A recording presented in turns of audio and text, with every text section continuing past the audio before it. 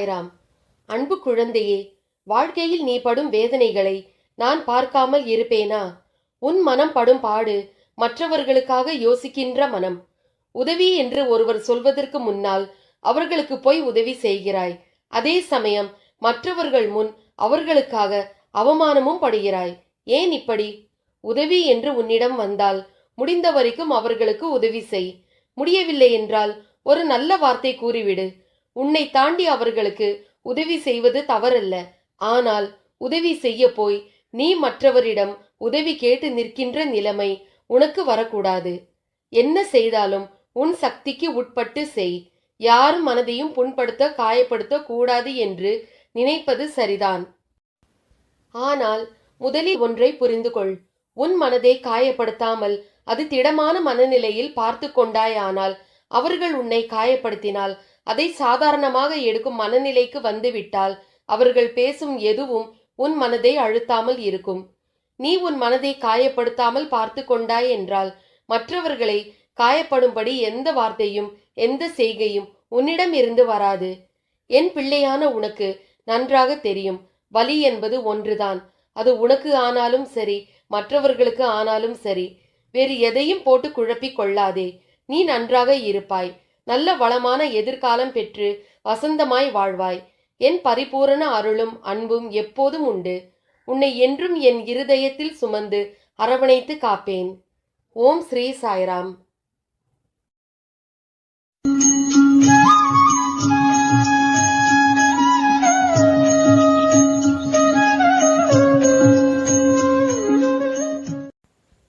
ஓம் சாய்ராம்.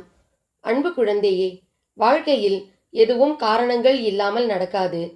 எல்லாவற்றுக்கும் பின்னால் ஒரு காரணம் நிச்சயம் இருக்கும். அது ஒரு வழிகாட்டியாய் உன்னை அழைத்து செல்லும். நீ பயணிக்கும் இந்த வாழ்க்கையில் சிலர் குறிக்கோளோடு இருப்பார்கள், சிலர் குறிக்கோள் இல்லாமல் வாழ்க்கையில் இருக்கிறார்கள். குறிக்கோள் என்பது ஒன்றின் மேல் மட்டும் இருக்கக்கூடிய அம்பு. அந்த அம்புகள் நிறைய இருக்கலாம், ஆனால் அதற்கான இடம் ஒன்றுதான். அந்த இடத்தில் மேல் மட்டும்தான் அது நிற்க முடியும். முதலில் குறிக்கோள் என்பது வாழ்க்கைக்கா அல்லது உன் வாழ்க்கையின் முன்னேற்றத்திற்காகவா? வாழ்க்கைக்கான அர்த்தத்தை தான் எல்லாரும் தேடுகிறார்கள். ஆனால் வாழ்வதற்கான அர்த்தங்களையும் நோக்கங்களையும் யாரும் தேடுவதில்லை. அதை தேடி இருந்தால் வாழ்க்கையை வென்று இருக்கலாம். காரணம், அது வெற்றிக்காக கற்ற பாடமாய் இல்லாது உண்மையான வெற்றி என்பது யாது? அது வெற்றியை உணர வைக்கும் பாடமாய் அமையும். எப்படி குறிக்கோள் இல்லாத அம்பு அதன் இலக்கை நோக்கி போவதில்லையோ, அதே போலவே குறிக்கோளை நோக்கி இல்லாத வாழ்க்கையும் என்று சொல்வார்கள். ஆனால் நிலையில்லா இடத்திற்கு குறிக்கோள் எய்துவதும் ஒன்றுதான். அதனால் குறிக்கோள் வாழ்க்கையை நோக்கி வாழ்வதற்கான அர்த்தத்தின் ஒரே இடமாய் கொண்ட குறிக்கோளாய் அதனை பார். உன் பாதையின் அழகை சொல்ல வார்த்தைகளை தேடுவாய்.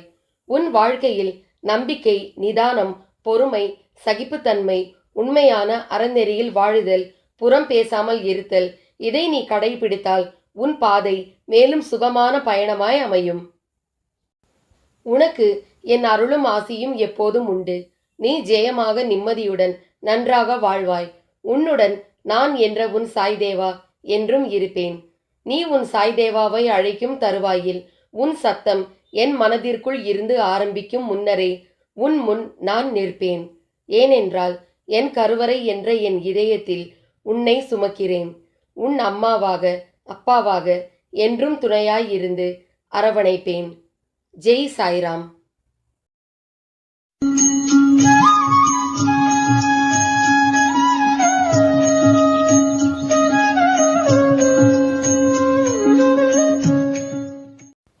ஓம் சாய்ராம். அன்பு குழந்தையே, உன் மனம் ஏன் இப்படி பதபதைக்கிறது? உன் நிலைமை புரிகிறது. மனதளவில் மிகவும் பாதிப்படைந்திருக்கிறாய். உன் மனமானது எதையோ யோசிக்கின்றன. உன் எண்ணங்கள் உன் மனதை ரணமாக்கி உன் நிம்மதியை குலைத்து உன்னை உருக்குகின்றது. உன் மனதை காயப்படுத்தும் எல்லா நினைவுகளையும் அடியோடு புதைத்து விடு. அதுதான் உன்னை மூழ்கடிக்கிறது.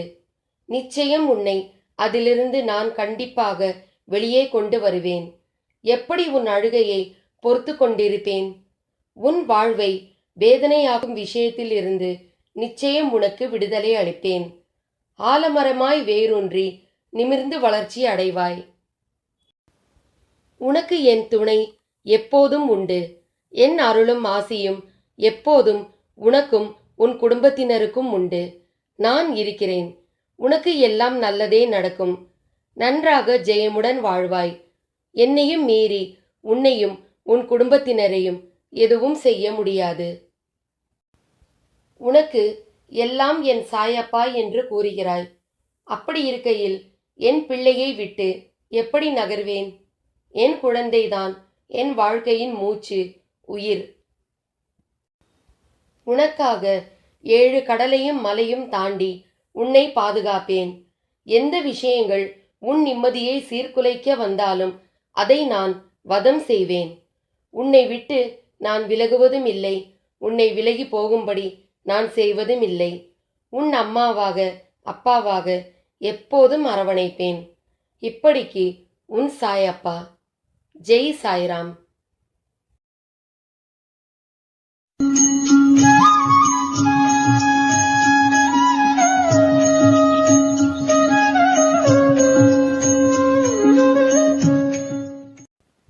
ஓம் சாய்ராம். அன்பு குழந்தையே, உனது இரக்க குணம், பிறருக்கு உதவ வேண்டும் என்கிற மனோபாவம், பிறர் கஷ்டப்படுவதை காண சகியாத மனம் இருக்கும் இடத்திற்கு உண்மையான விசுவாசத்துடன் நடந்து கொள்ள வேண்டும். நீதியை, நேர்மையை பின்பற்ற வேண்டும் என்று நினைத்து அதன்படி நடந்து வந்ததால் கீழான நிலைக்கு இறங்க நேர்ந்தது என்று நினைக்கிறாய். கெட்டவர்களும் கெடுமதி உள்ளவர்களும் நன்றாக இருக்கும்போது நல்லவர்களான நாங்கள் மட்டும் ஏன் கஷ்டப்பட வேண்டும்? கஷ்டத்தை மட்டும் ஏன் நீ எங்களுக்கு பரிசாக தர வேண்டும் என்று நினைக்கிறாய். உன்னை போன்ற நல்லவர்கள் பலரும் இப்படித்தான் புலம்புகிறார்கள். இது இன்றோ நேற்றோ தொடங்கி நடந்து வருகிற விஷயம் அல்ல. காலம் காலமாய் நல்லவர்கள் புலம்புவது தொடர்கதைதான். நல்லவர்கள் தங்கள் எஞ்சியுள்ள கர்ம வினைகளையும் தீர்த்துவிட்டு சந்தோஷத்தை பெறவே கஷ்டத்தை அனுபவிக்கிறார்கள். நான் உன்னிடம் பிரத்யட்சமாக விளங்கவே இந்த தற்காலிகமாக நடக்கும் கஷ்டம். ஏனெனில் நான் நல்லவர்கள் மனதில் மட்டுமே வாழ முடியும். கெட்டவர்கள் மனதில் எனக்கு இடமேது? இப்படி உன்னை கஷ்டப்படுத்தி நான் வாழ்வதால் என்ன பலன் என்று நீ நினைக்கலாம். நான் உன்னை பக்குவப்படுத்தி பெருமைப்படுத்துவதற்கு இதை உனக்கு வரப்பிரசாதமாக கொடுத்திருக்கிறேன். குந்தி தேவி என்னிடம், கிருஷ்ணா, நன்மைகளை பிறருக்கு கொடு, உன்னை எப்போதும் நினைத்து கொண்டிருக்க துன்பம் ஒன்றையே எனக்கு கொடு என்று வேண்டினாள். குந்தி தேவி கெட்டு போனாளா? அவளது பிள்ளைகளால் தர்மம் தழைக்கவில்லையா? எந்த சூழலிலும் மக்கள் மதிக்கின்ற தாய் என்ற சிறப்பு அவளுக்கு கிடைக்கவில்லையா? அதே போலத்தான் உன்னுடைய தகுதிக்கும் தாங்கும் சக்திக்கும் ஏற்பத்தான் கஷ்டத்தை தருகிறேன். இதை உன்னால் சமாளிக்க முடியும். சோர்வு எதற்கு?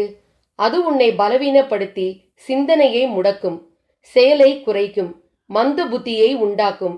இதற்காகவா நான் கஷ்டத்தை கொடுத்தேன்? இந்த நேரத்தில் நீ வேகமாக செயல்பட வேண்டும். உன்னோடு எங்கும் எப்போதும் நான் இருக்கிறேன். உன்னை விட்டு விலக மாட்டேன். ஜெய் சாய்ராம். ஓம் சாய்ராம். அன்பு குழந்தையே, உன் வாழ்க்கையில் நீ எங்கும் எதையும் தேடி செல்ல வேண்டாம். உனக்கான அனைத்தும் நிறைந்த விஷயங்களாய் நான் இருக்கிறேன். மற்றவர்களை நம்பி வாழ்வது சுயமரியாதை இல்லை என்று நினைக்கும் போது என் குழந்தை என்னிடம் மட்டும் உரிமையாக கேட்பதை பார்த்து ஆனந்தம் கொள்கிறேன். என் குழந்தைக்கு என்ன தேவை என்பதை நான் பார்த்து பார்த்து அள்ளி கொடுத்து வாழ வைப்பேன். சாயப்பா, எனக்கு பிற உலக பொருட்கள் மீது எனக்கு கவனம் வேண்டாம். நான் உங்களையே எண்ணி வாழ வேண்டும் என்று நினைக்கும் என் பிள்ளையை என் உயிராய் நான் தாங்குவேன். உன்னை உனக்கான நிழலில் வாழ வைப்பேன். உனக்கான சாம்ராஜ்யத்தை உருவாக்குவேன். அனைத்தும் உன் வாழ்வில் வெகு விரைவில் கிடைக்கப் போகிறது. நீ வானத்தில் மின்னும் நட்சத்திரமாய் ஜொலிக்கப் போகிறாய். உன் சிரிப்பில் என் சந்தோஷம் இருக்கிறது. உனக்கான வானமாய் நான் உன்னிடத்திலும் உன் வாழ்க்கையிலும் நான் எங்கும் உன்னை சூழ்ந்தே இருப்பேன். உன்னை உன் வாழ்வில் ஜொலிக்க வைப்பேன். நீதான் என் உயிர். உன் அன்பில்தான் என் நிம்மதியும் இருக்கிறது. உன்னை என் கண்ணாய் உயிராய் நான் காப்பேன். நீ என் பரிபூரண அருளும் ஆசீர்வாதமும் அன்பும் பெற்ற என் செல்ல பிள்ளை.